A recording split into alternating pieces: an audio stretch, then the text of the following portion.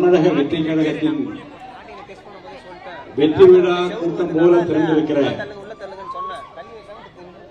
என் அருமை தளபதியின் நெஞ்சத்தில் நீங்காது நிறைந்திருக்கிற வீரர்களே, வீராங்கனைகளே,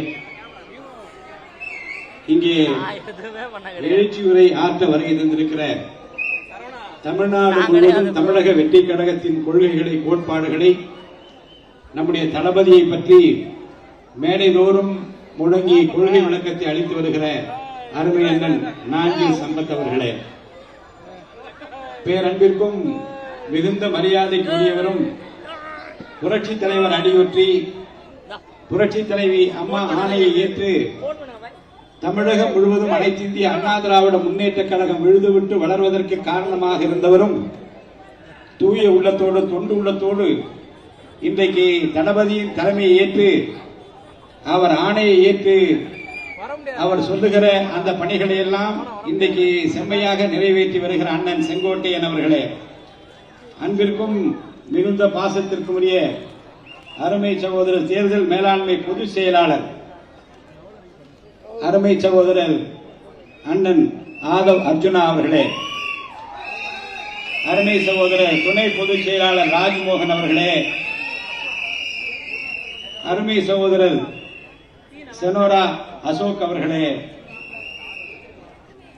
கூற்றுடன் எதிர்வரினும் கூடி எதிர்க்கிற ஆற்றல் படை இங்கே குளத்தூரிலும் இருக்கிறது பார் என்று பாருக்கு உணர்த்துகிற என் அருமை சகோதர சகோதரிகளே, நண்பர்களே, நம்ம செனோரா அசோக் அவர்கள் தான் யார் ரசிகர் மன்றத்திலே வளர்ந்தார் என்பதையும் அண்ணன் ஆதவ் அர்ஜுனா அவர்கள் விளக்கம் சொல்ல வேண்டும் என்பதையும் இங்கே அவர்கள் கேட்டுக்கொண்டார்கள்.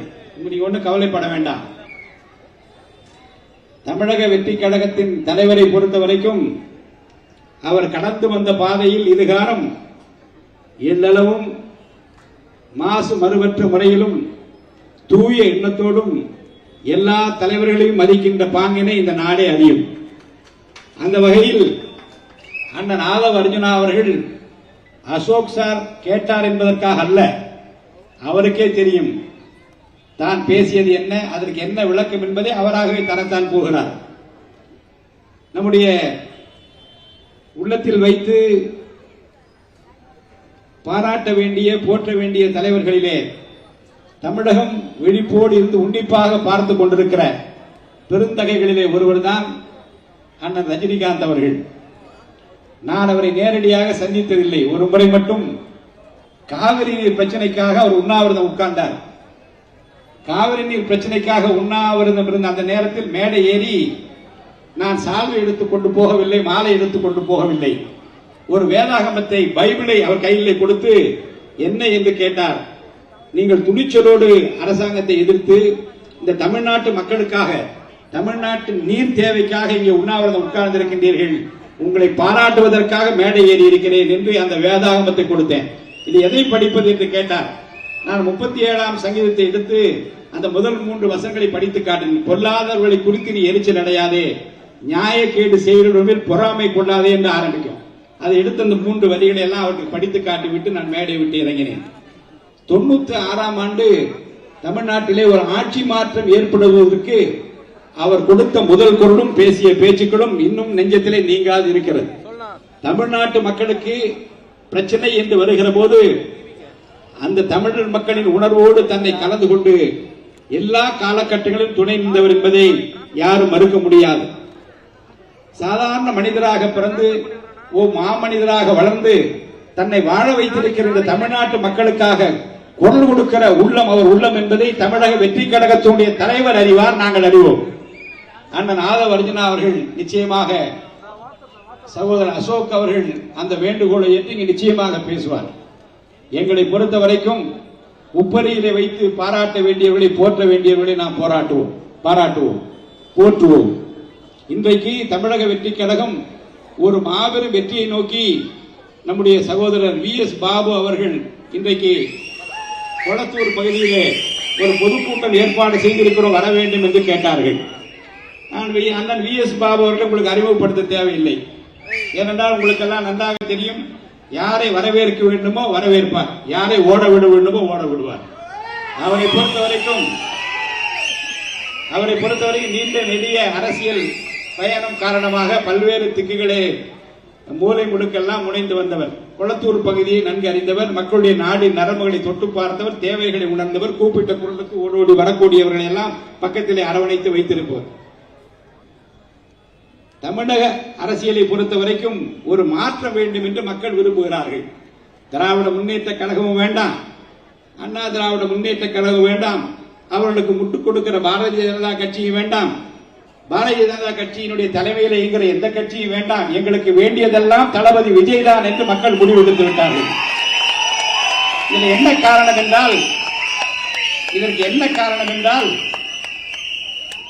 மக்கள் நீண்ட காலத்திற்கு பிறகு எதிர்பார்ப்புகளுக்கு பிறகு ஏமாந்து மீண்டும் ஒரு எம்ஜிஆர் கிடைக்க மாட்டாரா என்று ஏங்கி கிடந்த நேரத்தில் அந்த ஏக்கத்தை வாட்டத்தை போக்குகிற ஒரு நல்லவராக வல்லவராக தளபதி விஜயை பார்க்கிறார்கள்.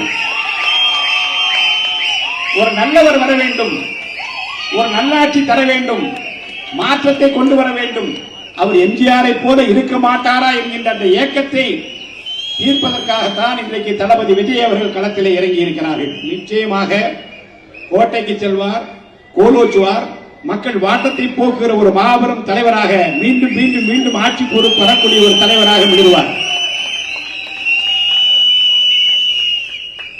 ஏமாற்றுக்காரர்களுக்கு தமிழ்நாட்டில் இனி இடமில்லை, எத்து வேலை செய்கின்றவர்களுக்கு இனி இடமில்லை. ஒரே ஒரு குட்டி கதையை சொல்லிவிட்டு நான் முடித்து விடுகிறேன். ஊரிலே இருக்கின்றவர்களை ஏமாற்றிக் கொண்டே இருப்பான் ஒருத்தன்.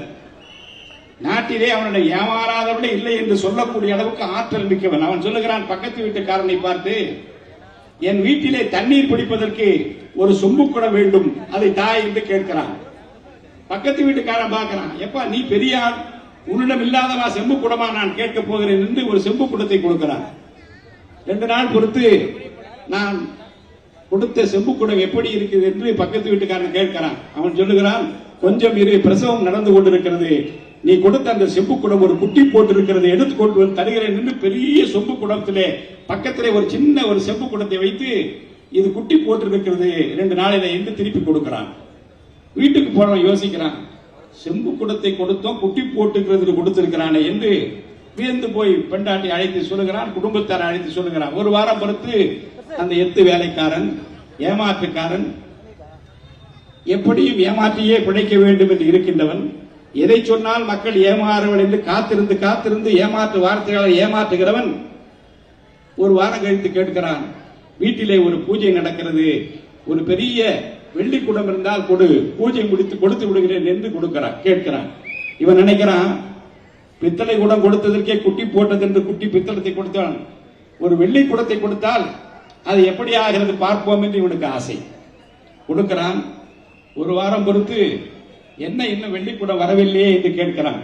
பக்கத்து வீட்டு அந்த ஏமாற்றுக்காரன் சொல்லுகிறான், ஏமாற்றியே பிழைத்தவன் சொல்லுகிறான், பொய் வார்த்தைகளாலே தொடர்ந்து மக்களை ஏமாற்றி வந்த அவன் சொல்லுகிறான், ஐயா நான் என்ன சொல்லுவது, நான் எப்படி அதை விளக்குவது எனக்கு தெரியவில்லை. நேற்று இரவு நீ கொடுத்த அந்த வெள்ளிக்கூடம் குட்டி போடுகிற போது பிரசவத்திலே இறந்து விட்டது ஐயா என்று சொன்னான். குட்டி போடுகிற போது சாதாரண பித்தளை குடத்திற்கு குட்டி போட்ட போது மகிழ்ச்சியோடு ஏற்றுக்கொண்டவன் திகைத்து போய் நிற்கிறான். இப்படித்தான் தமிழ்நாட்டு அரசியலில் எத்தர்கள் ஏமாற்றுக்காரர்கள் தொடர்ந்து தமிழ்நாட்டு மக்களை ஏமாற்றிக் கொண்டே வருகிறார்கள். கொடுத்த வாக்குறுதிகளை நிறைவேற்றாமல், சொன்னதை செய்யாமல் இன்னமும் மக்கள் ஏமாற மாட்டார்களா என்று தொடர்ந்து அரசியல் செய்து கொண்டிருக்கின்ற அவர்களை இந்த கொரத்தூர்ல கேட்கிற இந்த விசில் சத்தம் பக்கத்தில் வில்லிவாக்கத்தில் வரும்போதே கேட்டது. எங்கே இருந்து வரும் சத்தம் என்று பார்த்தா வில்லிவாக்கத்தில் கேட்கிறது. சரி, இந்த பக்கத்தில் பார்த்தால் அது பெரம்பூரை தாண்டி அது துறைமுகத்தில் கேட்கிறது என்று அசோக் சொல்கிறார். ஆக விண்ணை பிளக்கிற இந்த விசில் ஓசை தமிழகம் எங்கு ஒலித்துக் கொண்டிருக்கிறது. இந்த வெற்றியின் சின்னமாம், தளபதியின் சின்னமாம், நம்ம வீட்டு விஜயின் சின்னமாம், இல்லதோறும் ஒலிக்கின்ற இந்த சின்னமாம், உள்ளத்திலே ஒலிக்கின்ற சின்னமாக தமிழ்நாட்டில் நிலைத்து நிற்பதற்கு நாம் ஆர்ப்பரித்து உழைப்போம் வாருங்கள் என்று உங்களை கேட்டு வாய்ப்பிற்கு வணங்கி விடைபெற்றுக் கொள்கிறேன். நன்றி, வணக்கம்.